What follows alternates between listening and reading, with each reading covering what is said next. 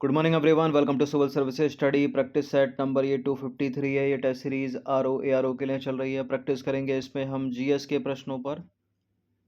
इस test series की playlist बना रखी है, वहां पर आप टेस्ट नंबर 1 से लेकर 253 तक पहुंच सकते हैं। डिस्क्रिप्शन बॉक्स में लिंक है उसका। तो चलिए स्टार्ट करते हैं आज का टेस्ट। तो क्वेश्चन नंबर 1 है, बांधवाना आर्द्रभूमि किस राज्य में स्थित है? गुजरात में, महाराष्ट्र में, पश्चिम बंगाल में, गोवा में। बांधवाना आर्द्रभूमि जिसे हाल ही में रामसर स्थल घोषित किया गया है, ये गुजरात में स्थित है। तो ए है इसका आंसर।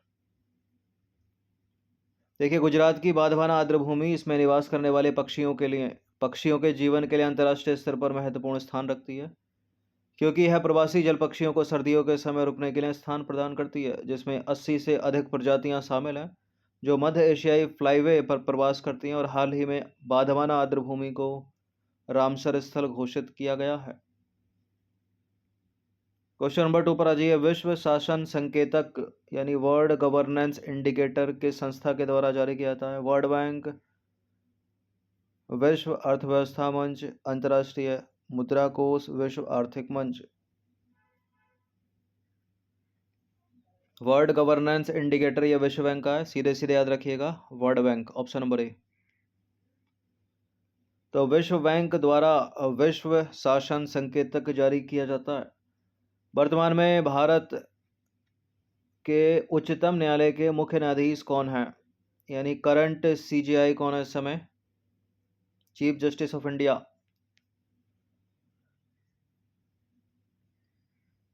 ये तो काफी पुराने हो गए, मतलब इनके ऊपर 2 और आ गए। ये उसके भी पहले। इस समय है धनंजय यशवंत चंद्रचूड़, यानी DY चंद्रचूड़। और इन्होंने स्थान लिया इनका उदय उमेश ललित का, यानी ये 50वें हैं इस समय। 49वें थे ये, 48वें ये। देखिए, न्यायमूर्ति धनंजय यशवंत चंद्रचूड़ पूरा नाम है ये।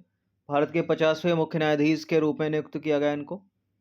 और इन्होंने 49वें chief justice of India Uday Umesh Lalit का स्थान लिया है।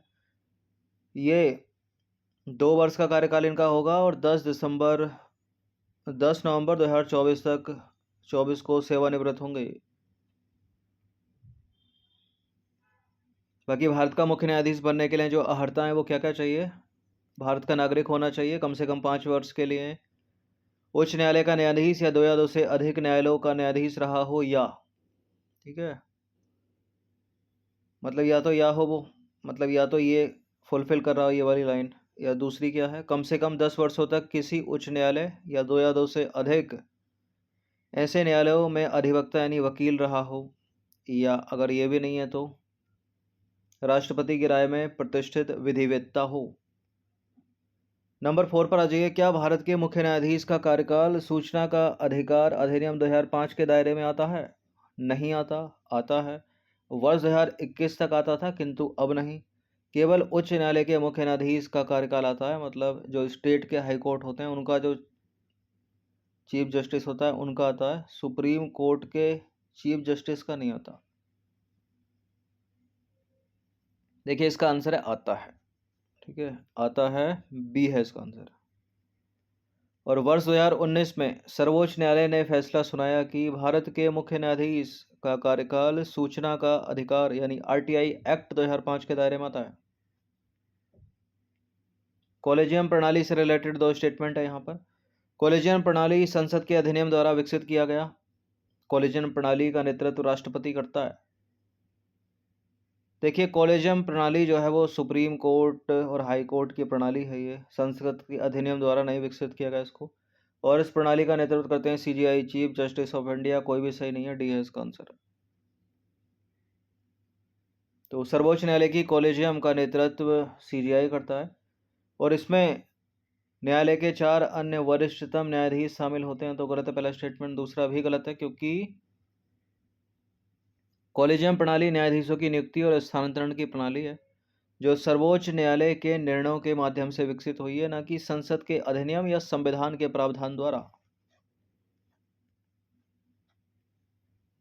नंबर 6 पर आ जाइए। राज्यसभा में निम्न में से किसका प्रतिनिधित्व शामिल है? भारत के राष्ट्रपति द्वारा मनोनीत सदस्य, नागरिकों द्वारा सीधे चुने गए सदस्य, अप्रत्यक्ष रूप से नागरिकों द्वारा उनके प्रतिनिधियों के माध्यम से चुने गए सदस्य। नागरिकों द्वारा सीधे चुने गए सदस्य ये तो है नहीं राज्यसभा में। राज्यसभा में तो भारत के राष्ट्रपति द्वारा मनोनीत सदस्य यानी नॉमिनेटेड मेंबर, और अप्रत्यक्ष रूप से नागरिकों द्वारा उनके प्रतिनिधियों के माध्यम से चुने गए सदस्य, यानी ए और सी इसका आंसर हो जाएगा डी। राज्यसभा जो कि एक उच्च सदन है संसद का, कभी भंग नहीं होती राज्यसभा। देखिए, संसद के उच्च सदन यानी राज्यसभा या राज्यों की विधान परिषद का गठन 3 अप्रैल 1952 को किया गया था और प्रथम सत्र इसका हुआ था 13 मई 1952 को। राज्यसभा को संसद का स्थायी सदन कहा जाता है क्योंकि यह कभी भी पूरी तरह से भंग नहीं होता। संरचना या शक्ति की बात करें तो राज्य संविधान का अनुच्छेद 80 राज्यसभा की अधिकतम संख्या 250 निर्धारित करता है, जिसमें 12 सदस्य राष्ट्रपति द्वारा मनोनीत यानी नॉमिनेटेड किए जाते हैं और 238 राज्य और केंद्र शासित प्रदेशों के प्रतिनिधि होते हैं। और राष्ट्रपति द्वारा मनोनीत सदस्य ऐसे व्यक्ति होते हैं जिनको साहित्य, विज्ञान, कला और समाज सेवा जैसे मामलों के संबंध में विशेष ज्ञान या व्यवहारिक अनुभव होता है। राज्यसभा के सदस्य के निर्वाचन की प्रक्रिया की बात करें तो राज्यसभा में राज्य और केंद्र शासित प्रदेशों के प्रतिनिधियों का जो चुनाव होता है वो अप्रत्यक्ष चुनाव पद्धति से होता है। राज्य की मंत्रिपरिषद सामूहिक रूप से किसके प्रति उत्तरदायी होती है? राज्य की मंत्रिपरिषद सामूहिक रूप से राज्य की विधानसभा के प्रति उत्तरदायी होती है, ए है इसका आंसर। और केंद्र में मंत्रिपरिषद लोकसभा के प्रति उत्तरदायी होती है। देखिए, अनुच्छेद 164 के अनुसार राज्य की मंत्रिपरिषद सामूहिक रूप से राज्य की विधानसभा के प्रति उत्तरदायी है। इसका अर्थ क्या है? इसका अर्थ है कि सभी मंत्रियों ने विधानसभा के समक्ष चूक और आयोग के अपने सभी कार्यों के लिए जिम्मेदारी साझा की है। नंबर 8 पर आ जाइए। एक पंचायत समिति किस स्तर पर एक पंचायती राज संरचना का संचालन करती है? खंड स्तरीय निकाय, जिला स्तर, ग्राम स्तर, ग्राम पंचायत स्तर, इनमें से कोई नहीं, इनमें से कोई ना कोई तो है। एक पंचायत समिति किस स्तर पर एक पंचायती राज संरचना का संचालन करती है? तो खंड स्तरीय निकाय पर, ये है इसका आंसर। देखिए, 73वां संविधान संशोधन अधिनियम 1992 जो है वो ग्राम पंचायत गांव में, पंचायत समिति ब्लॉक में और जिले में जिला परिषद स्तर पर त्रिस्तरीय स्थानीय स्वशासन प्रदान करता है। ग्राम स्तर पर होता है ग्राम पंचायत, खंड पंचायत या पंचायत समिति होती है मध्यवर्ती स्तर पर यानी खंड स्तर पर, और जिला स्तर पर होती है जिला पंचायत। तो एक करेक्ट है। क्वेश्चन नंबर 9 पर आ जाइए। निम्नलिखित में से कौन से प्रावधान 73वें संविधान संशोधन अधिनियम 1992 के तहत किए गए? पंचायतों का कार्यकाल 3 वर्ष निर्धारित किया गया। पंचायतों में चुनाव लड़ने के लिए न्यूनतम आयु सीमा 18 वर्ष निर्धारित की गई।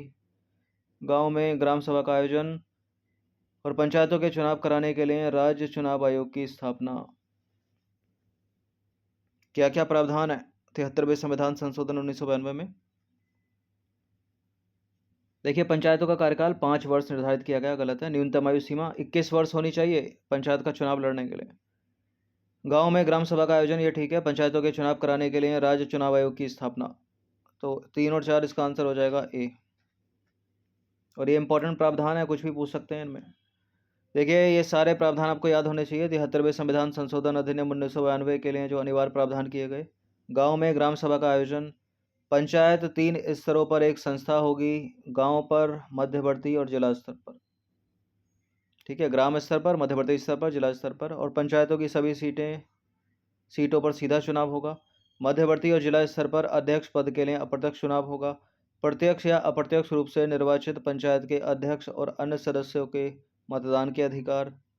और पंचायत चुनाव लड़ने के लिए न्यूनतम आयु सीमा 21 वर्ष निर्धारित की गई। ऑप्शंस कुछ भी बना सकता है, 18 वर्ष बना सकता है, 21 वर्ष बना सकता है। दोनों के दोनों वो गलत होंगे क्योंकि 21 वर्ष सही उत्तर होगा। पंचायतों का कार्यकाल 5 वर्ष निर्धारित किया गया और पंचायतों की वित्त स्थिति की समीक्षा करने के लिए प्रत्येक 5 वर्ष बाद राज्य वित्त आयोग की स्थापना। अनुसूचित जाति और अनुसूचित जनजाति और महिलाओं के लिए 1/3 सीटें तीनों स्तर पर आरक्षित की गई। और क्या क्या? पंचायतों का कार्यकाल 5 वर्ष के लिए निर्धारित किया गया और किसी भी पंचायत के अधिक्रमण की स्थिति में 6 महीने के भीतर नए सिरे से चुनाव कराए जाएंगे, ये भी याद रखिएगा। और पंचायतों के चुनाव कराने के लिए राज्य चुनाव आयोग की स्थापना की गई। ये सब कुछ किया गया। 10वां प्रश्न है, ग्राम सभा की एक साल में कितनी न्यूनतम बैठक अनिवार्य हैं? कितनी न्यूनतम बैठकें अनिवार्य हैं? 4 5 2 3 4 बैठक होनी चाहिए, ए है इसका आंसर। देखिए, एक वर्ष में ग्राम सभा की कम से कम 4 अनिवार्य बैठकें होना अनिवार्य है। सरपंच को ग्राम सभा की बैठक आयोजित करने के लिए जिम्मेदारी दी गई है, लेकिन ग्राम सभा के सदस्यों की मांग पर विशेष बैठक बुलाई जा सकती है और वर्ष में कम से कम 4 बार ग्राम सभा की बैठक बुलाने का प्रावधान है। तो ऑप्शन नंबर ए करेक्ट होगा। क्वेश्चन नंबर 11 है, केवुल लमजाओ राष्ट्रीय उद्यान निम्नलिखित में से किस राज्य में स्थित है? केवुल लमजाओ यह है मणिपुर में। केवुल लमजाओ राष्ट्रीय उद्यान मणिपुर राज्य में अवस्थित है। यह दुनिया का एकमात्र फ्लोटिंग नेशनल पार्क है, यानी तैरता हुआ राष्ट्रीय उद्यान है। और लोकटक झील पर स्थित केवुल लमजाओ राष्ट्रीय उद्यान मणिपुर के नृत्य करने वाले हिरण संगई का अंतिम प्राकृतिक आवास है भारत में। 12वां प्रश्न है, भारत और अन्य देशों के बीच होने वाले युद्धाभ्यास के संदर्भ में कौन कौन सा युग्म सही सम्मिलित है? यह युद्धाभ्यास और यह देश। कोंकण शक्ति यूनाइटेड किंगडम और भारत के बीच में, समुद्र शक्ति इंडोनेशिया भारत के बीच में, जायरे अल बहर कतर भारत के बीच में, वज्र प्रहार भारत और जापान के बीच में। कौन सा सही सम्मिलित है इनमें? कूट हम देख लेते हैं। कूट ये भी है, उपरोक्त सभी, मतलब ये सारे के सारे भी सही हो सकते हैं, लेकिन सारे सही नहीं है। वज्र प्रहार भारत और संयुक्त राज्य अमेरिका के बीच में, बाकी जायरे अल बहर कतर और भारत, समुद्र शक्ति भारत इंडोनेशिया, कोंकण शक्ति यूनाइटेड किंगडम और भारत। तो 4 को एलिमिनेट करके जहां जहां 4 है उसको हटा दीजिए, केवल 1 2 3, इसका आंसर हो जाएगा बी।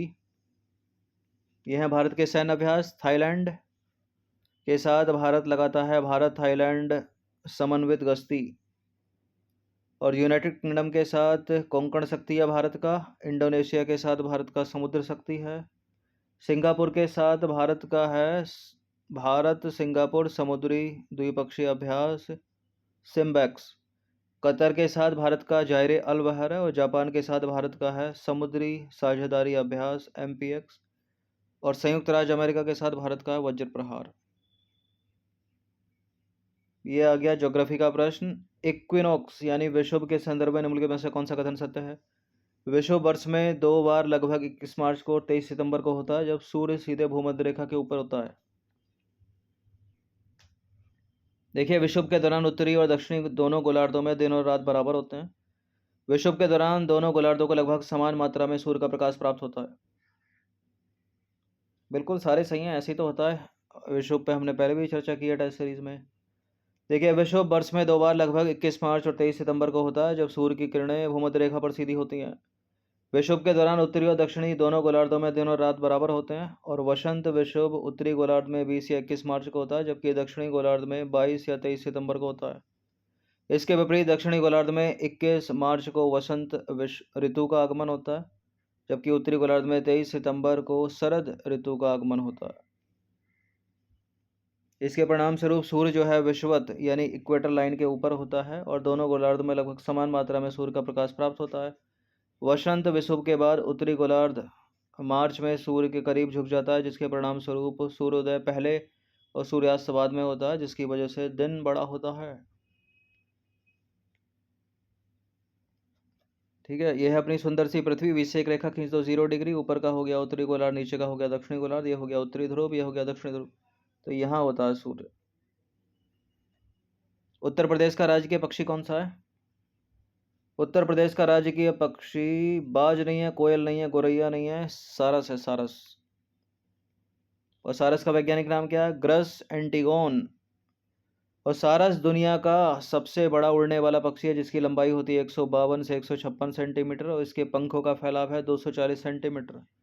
सारस क्रेन मुख्य रूप से लाल सिर और ऊपरी गर्दन जो है इसकी भूरे रंग की होती है, साथ ही हल्के लाल पैर इसके होते हैं।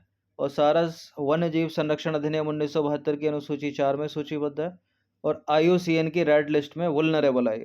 और यह मुख्य रूप से भारत में, दक्षिण पूर्व एशिया में और ऑस्ट्रेलिया में पाया जाता है। 15वां प्रश्न है साइंस का, बायोलॉजी का। एल्ब्यूमिन और ग्लोबुलिन प्रोटीन जो है निम्नलिखित में से किस में पाए जाते हैं? त्वचा में यानी स्किन में, क्लोरोफिल में, रक्त यानी ब्लड में, कॉकरोच में यानी तिलचट्टे में। एल्ब्यूमिन ग्लोबुलिन ये ब्लड में पाए जाने वाले प्रोटीन है, सी है इसका आंसर। देखिए, रक्त में दो मुख्य प्रकार के प्रोटीन होते हैं, एल्ब्यूमिन और ग्लोबुलिन। रक्त प्रोटीन हमारे शरीर को उन पदार्थों का उत्पादन करने में मदद करता है जो इसे कार्य करने की आवश्यकता होती है, और इन पदार्थों में है हार्मोन, एंजाइम और एंटीबॉडी। प्लेटलेट एक है, क्या है प्लेटलेट? प्लेटलेट एरिथ्रोसाइट है, थ्रोम्बोसाइट है, हार्मोन है, लिम्फोसाइट है। थ्रोम्बोसाइट है, बी है इसका आंसर। देखिए, प्लेटलेट थ्रोम्बोसाइट है और रक्त स्कंदन में मदद करता है। रक्त स्कंदन यानी ब्लड क्लॉटिंग। नंबर 17 पर आ जाइए। स्टोमेटा का खुलना और बंद होना पौधों में क्या नियंत्रित करता है? भोजन का संतुलन, गैस विनिमय और जल संतुलन, ऑक्सीजन का परिवहन, इनमें से कोई नहीं। स्टोमेटा का खुलना और बंद होना, गैस विनिमय और जल संतुलन। देखिए, स्टोमेटा का खुलना और बंद होना एक ऐसी प्रक्रिया है जो पौधों में गैस विनिमय और जल संतुलन को नियंत्रित करती है। क्वेश्चन नंबर 18 दो स्टेटमेंट वाला है प्रश्न है। लिम्फोसाइट के प्रकार के संदर्भ में निम्नलिखित कथनों पर विचार करेंगे, कौन सा सही होगा? लिम्फोसाइट दो प्रकार के, B lymphocyte, T lymphocyte. B lymphocyte रोग जनक को मारने और प्रतिरक्षी के उत्पादन में मदद करते हैं। टी लिम्फोसाइट्स प्रतिरक्षी का उत्पादन करते हैं और बाहरी प्रतिजन के साथ जुड़ते हैं। प्रतिजन यानी एंटीजन, प्रतिरक्षी यानी एंटीबॉडी। देखिए, एंटीबॉडी का उत्पादन करते हैं और एंटीजन के साथ जुड़ते हैं वी लिम्फोसाइट्स, और रोग जनकों को मारने और प्रतिरक्षी यानी एंटीबॉडी के उत्पादन में मदद करते हैं टी लिम्फोसाइट। तो ऊपर का नीचे, नीचे का ऊपर लिखा हुआ, इंटरचेंज करोगे तो करेक्ट होगा। फिलहाल कोई भी सही नहीं है, डी है इसका आंसर। हमारे शरीर के प्रतिरक्षी तंत्र में ऐसी कोशिकाएं होती हैं जो हमलावर रोग जनकों को मार देती हैं, जैसे कि लिम्फोसाइट। लिम्फोसाइट जो है एग्रान्यूलोसाइट का एक प्रकार है। यह बी लिम्फोसाइट्स और टी लिम्फोसाइट्स है। जो टी लिम्फोसाइट्स है यानी ये वाला, रोग जनकों को मारने और प्रतिरक्षी के उत्पादन में मदद करता है। जो बी लिम्फोसाइट्स है ये वाला, वो प्रतिरक्षी का उत्पादन करते हैं और एक बाहरी प्रतिजन के साथ जुड़ते हैं। तो दोनों के दोनों सही सम्मिलित नहीं है, ऊपर का नीचे, नीचे का ऊपर। नंबर 19 पर आ जाइए। हर पौधे में प्रचुर मात्रा में पाए जाने वाला वर्णक डैश है, कीरेटिन, बेसोफिल, क्लोरोफिल, हीमोग्लोबिन, कौन सा है? क्लोरोफिल। बोनस प्रश्न होते हैं इस तरह के एग्जाम में मिल जाएं तो इनको कभी गलत मत करिएगा। तो हरे पौधे में प्रचुर मात्रा में पाए जाने वाला वर्णक क्लोरोफिल है। ठीक है, स्कूल में भी पढ़ा होगा आपने छोटी क्लासों में। 20वां प्रश्न, अंतिम प्रश्न है। एनोफ्लिज मच्छर के संदर्भ में दो स्टेटमेंट है, कौन सा इसमें सही होगा? एनोफ्लिज मच्छर ठंडी परिस्थितियों में रहता है, ठंडी पर्यावरण परिस्थितियों में रहता है, और मलेरिया रोग नर एनोफ्लिज मच्छर के काटने से होता है। कॉम्पिटिटिव एग्जाम में बहुत पूछा गया प्रश्न, दूसरी वाली जो लाइन है। मलेरिया रोग मच्छर के काटने से होता है, मादा एनाफ्लीज मच्छर के काटने से होता है, गलत है दूसरा वाला स्टेटमेंट। और एनाफ्लीज मच्छर गर्म पर्यावरणीय परिस्थितियों में रहता है, ना कि ठंडी। ये दोनों के दोनों गलत हैं, डी है इसका आंसर। तो एनाफ्लीज मच्छर की बात करें तो यह गर्म पर्यावरणीय परिस्थितियों में रहता है, यह नाव के आकार का अंडा देती है। मलेरिया रोग होता है मादा एनाफ्लीज मच्छर के काटने से। जो क्यूलेक्स मच्छर है, ठीक है, जो क्यूलेक्स मच्छर है वो ठंडी पर्यावरणीय परिस्थितियों में रहता है और यह सिगार के आकार का अंडा देती है। तो अच्छे प्रश्न है ये। इन सभी प्रश्नों की आप फुल टेस्ट पीडीएफ भी प्राप्त कर सकते हैं। ये नंबर इस पर कॉल या व्हाट्सअप करके, यानी पेड टेलीग्राम ग्रुप को ज्वाइन करके। बाकी सब्सक्राइब रखिएगा सिविल सर्विसेज स्टडी चैनल को। धन्यवाद। टेस्ट थोड़ा लेट हो गया, मॉर्निंग में आना था।